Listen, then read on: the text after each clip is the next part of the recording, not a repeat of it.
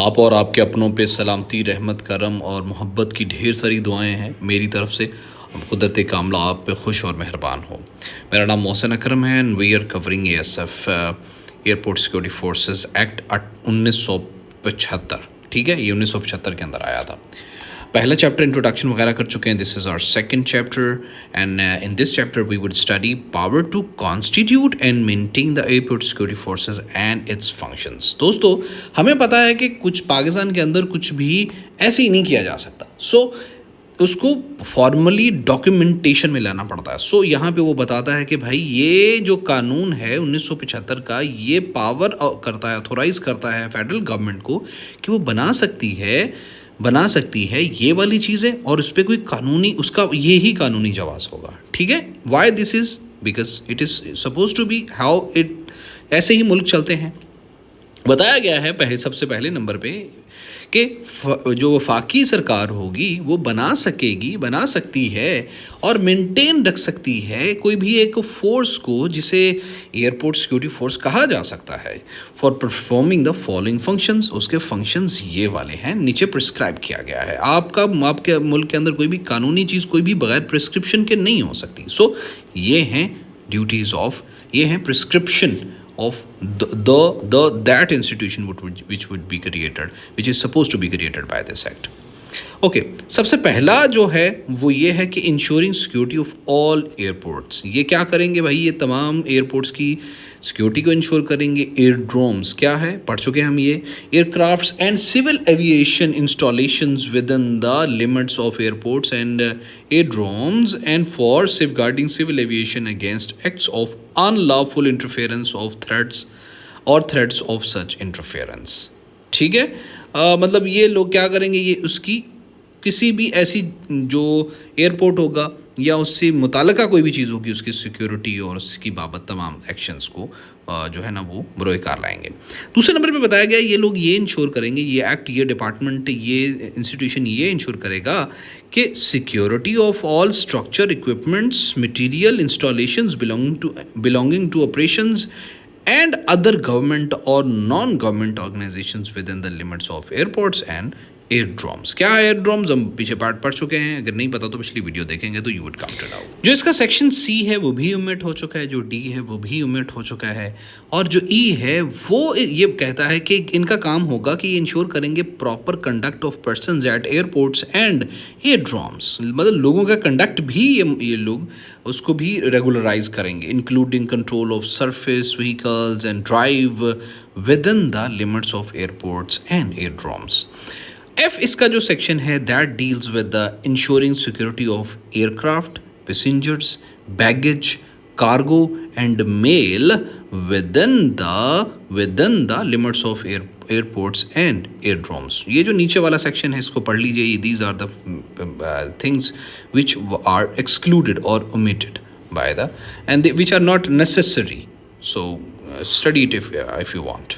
और इनका काम होगा general maintenance of law and order within the limits of airports and aerodromes in the conjunction with the police, मुताबकत के साथ मिलते हुए with the police and taking cognizance कहते हैं काबिले दस्तंदाजी को, ऐसा जिसमें किसी को गिरफ्तार किया जा सकता है। This is authority of all offences committed at the airports and airdromes under any law for the time being in force and such other functions as federal government may by notification in official gazette require the force to perform।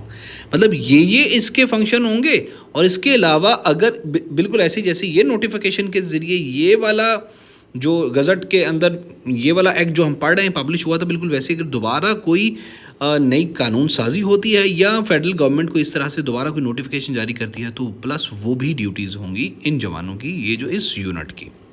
फिर उसके बाद वो ये बताता है कि in the discharge of their functions, के अपना काम करते हुए वो जो ऑफिसर होंगे और मेंबर्स होंगे उनको गाइड किया जाएगा bye, shall be guided by and act in accordance with this act। ठीक है, जो कि नीचे हम पढ़ते हैं and the rules and regulations। कैसे? we would study इसको देख लेते हैं because it seems important। फिर वो बताता है constitution of airport security forces के बारे में।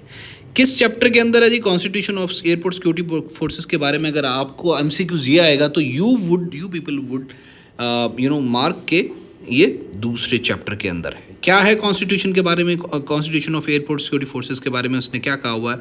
The head of the force shall be director general appointed by the federal government. कौन होगा जी हेड?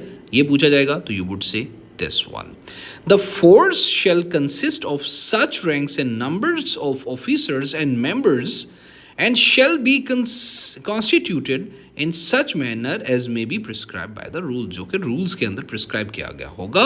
I hope कि इसको भी explain करने की कोई ख़ास ज़रूरत नहीं, because it is written in quite simple language. उसके बाद ये कानून बात करता है कि जो ऑफिसर और मेंबर्स होंगे वो रिसीव करेंगे तनख्वाहें, पेंशन्स और अलाउंसेस और अदर रिम्यूनरेशंस। रिम्यूनरेशन कहते हैं मुआवजे को, ठीक है, ये पूछा जा चुका है वोकैबुलरी के अंदर। तनख्वाह को रिम्यूनरेशन कहते हैं, ठीक है। तो and other remunerations and shall enjoy such leave and other privileges as may be prescribe by the rules of the time from time to time, जो कि कवानीन बनते रहेंगे। फिर वो दूसरे चैप्टर के अंदर बताता है कि हर कोई ऑफिसर और मेंबर वो रिसीव करेगा उसकी अपॉइंटमेंट सर्टिफिकेट को in the form set out in the second schedule under the seal of director general जो उसको देगा, or such other officer as the director general may authorized in this behalf and by virtue of holding such certificate shall be vested with the powers, functions and privileges of an officer or member. I think इसको explain ज़रूरत नहीं है। मतलब वो जो बंदा कहीं पे अपॉइंटेड होगा ना, उसको उसका अपॉइंटमेंट सर्टिफिकेट दिया जाएगा।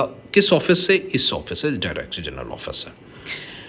उसके बाद दूसरे चैप्टर के अंदर वो बताता है कि कोई भी बंदा जो सीज करेगा, पकड़ेगा for any reason to be an officer or member shall forthwith surrender the certificate refer to in sub section two any officer authorized by director general in its behalf. Not important. Officer and member of the force shall wear such uniform as may be prescribe by the regulations. उसके बाद वो इस act के अंदर बताता है कि administration of force कैसे होगी।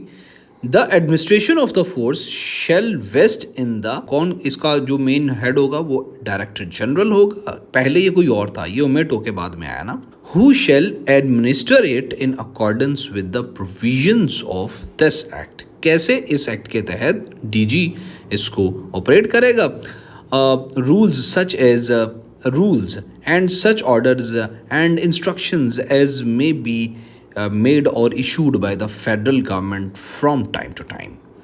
उसके बाद जी the last but not least of this second chapter is director general जो होगा वो एक्सरसाइज करेगा अपनी ताकत को और परफॉर्म करेगा अपने फंक्शंस को under general supervisions and direction of federal government.